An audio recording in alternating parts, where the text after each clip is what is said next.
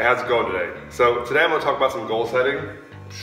So I'm going to break it down into different sections with the brain dump, fixed mindset versus growth mindset, your actual breakdown of how to set up the goals, and then some key points to go along with that. All right, the reason I'm doing this video is I find it very important, and some people often forget about the process of setting a goal. They like to just say, I'm going to go to the gym to work out. Great, sure. I'm going to do this at work, but they don't have a plan, a process. They just have an end state. They just made a statement saying, I'm going to get promoted. Well, what do we got to do to get promoted? I'm going to lose 30 pounds. Well, what do you have to do to lose 30 pounds? So this is a process that I believe can go ahead and help people get started along that journey, that path to get them to where they need to be.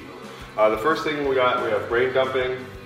So with brain dumping, you want paper, paper and pencil, excuse me. And with that paper and pencil, you can go ahead and get a couple sheets of paper, depending how busy your mind is. And then you're gonna write for 15 minutes, everything that comes to mind, everything and anything.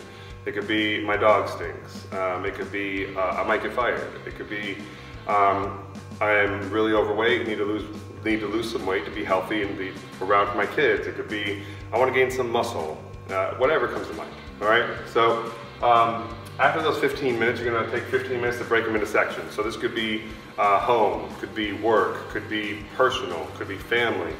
And just put them all down into sections. So everything you took in that big writing block, start taking out another sheet of paper and say, you know, family.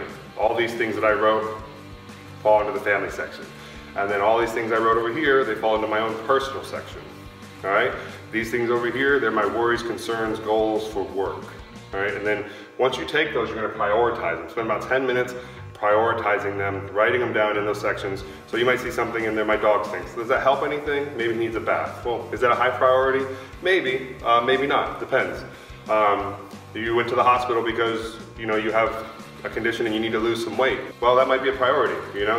Depending if it has the severity of how much weight you need to lose or what the doctor says or whatnot, then you might want to put that up. You might get fired from your job, or you want to get promoted, those types of things. So look at it, what's important to you. I can't really tell you. You have to go, and that's why you take the time to think about it and go ahead and start prioritizing them on how you think would be beneficial for you in order to start a list.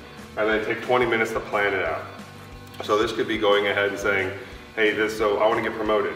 Cool, so how do you go ahead and do that? So you start writing a plan on the things you have written down in there in order to help you achieve that goal of getting promoted.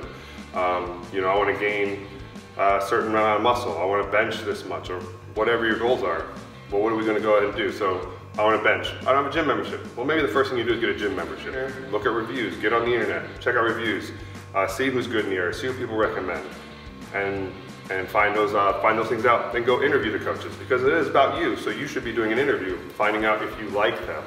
Because all the plans in the world are awesome. Everything works for a couple weeks. But if you don't like what you're doing, odds are you really won't stick to it, especially if it's something personal. Work, sometimes we're kind of stuck into it because we need the money. But when it comes to spending your money on things, if you don't like it, odds are you're not going to stick with it. So find a coach you like. Find a gym that has a good culture for you. And go with that. Not every gym has the right fit for you. They might have great results with other people, but it might not be for you. So go ahead and be picky with that. Find what you like. And then when you're writing these things, between having a fixed mindset and a growth mindset, fixed mindset is more definitive. So there are things saying like, I can't do this. I'm stupid. I'm weak. I'm fat. I'm lazy. Those are definitive. You're identifying yourself as those things. Instead of saying, oh, I can't lift this right now. Then you're putting it, oh, right now. So there's an opportunity down the road for you to be able to get it. Oh, I don't know the answer to that right now at this moment, but if I do this, I can learn the answer to that. So now you're finding solutions. You're getting a mindset that we're talking about being growth related. So you're identifying that it's not possible for you to do at the moment, but if you do some work, which is key to everything, you do the work, you can go ahead and achieve it. This goes into a lot of things, and I thought it was very interesting, and I'll share this. It's a little bit of a tangent, but where I was reading in the book called Grit by Angela Duckworth, she was talking about a study where people don't like, where everybody talks about how they like the hard worker over the naturally gifted, but people tend to lean, when they get a choice, towards naturally gifted. And the thought process is that people like naturally gifted because it helps take the burden off of us. So if I look at an individual lifting weights, I'm like, man, he's naturally gifted. I now don't have to justify why I can't do that. But if I look and I see all the hard work and effort that that guy put into it, and I relate to maybe he's gifted or maybe he just busted his butt really bad, then now I am responsible for not being like that. Now I look at that and be like, well, why am I not doing that? Why am I not putting the work in? And that's hard for people sometimes, so they just say gifted. They say drugs, they say this, they say that. They have whatever excuse they want to do so they don't have to take the burden on themselves. So the easiest way to avoid all that is to control what you control, and that is you and your effort. All right, so don't worry about what everybody else is doing, worry about where you are right now and where you want to be. Are people gifted? Sure. Is it the reason for their success? Partially, but they all have to work too. So, you know, there are people who aren't talented who are successful. And I'd like to think I'm not that talented, but I do all right. So be willing to do the work. All right, all of this comes down to you have to sit down and do the work. All right, so that's what we talk about goal setting, and we do our daily goals. But you can't make a daily goal until you know your end goal, and that could take a while. But some things they talk about when you're identifying your end goal, don't just think of something that benefits you. Because you is cool, but you can always say, I don't want to do that. It doesn't affect anybody besides you. If you make a goal and you think of something, people are a lot more likely to stick to goals when they identify something that also affects and creates change in a positive light for others.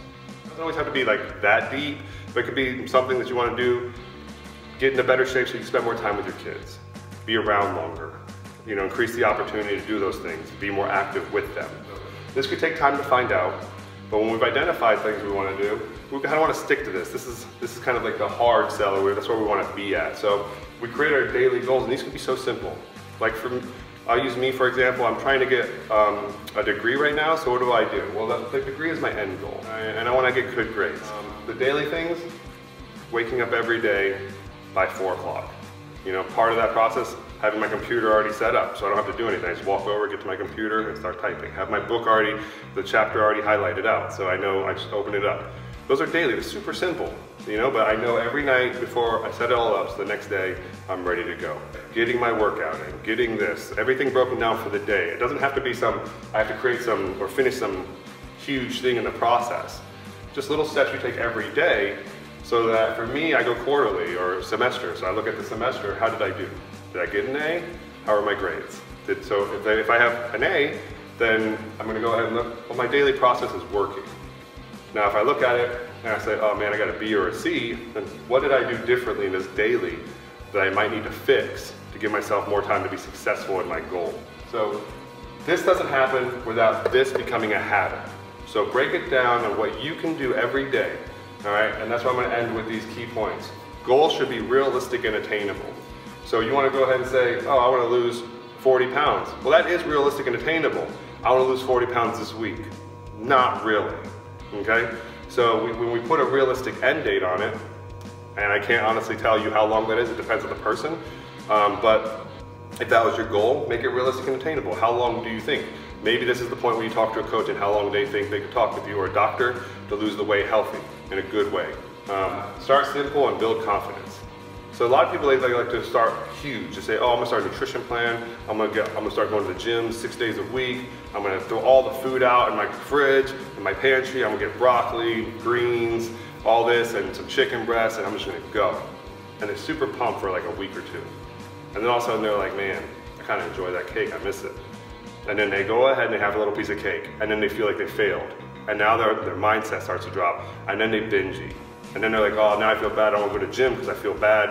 I don't want to tell my coach, my trainer, my gym members, all that, you know, the community that I'm off track, and then they stop going to the gym. And it's always harder to restart. So we go ahead and we say, hey, start simple, build confidence. Maybe showing up to the gym twice a week. Don't change anything in your diet.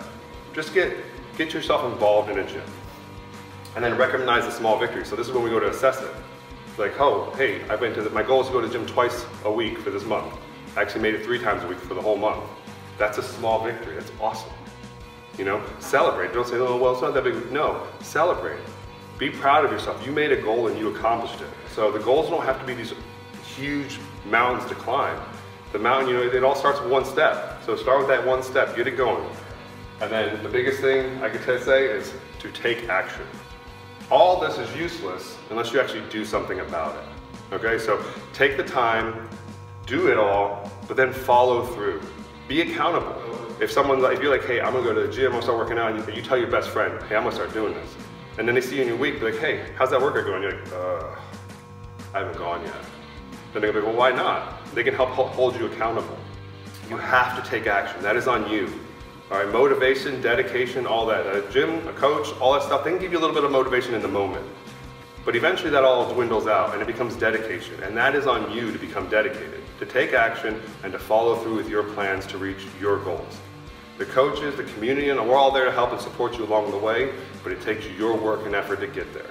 So if you have any questions about goal setting and whatnot, you want something a little bit more thorough, all these break down into much more deep topics, but I want to give you an overview. So yeah, if you have any questions, comments, or you want to see something else different on this, please let me know. I'll make another video for you, and yeah, have a great day.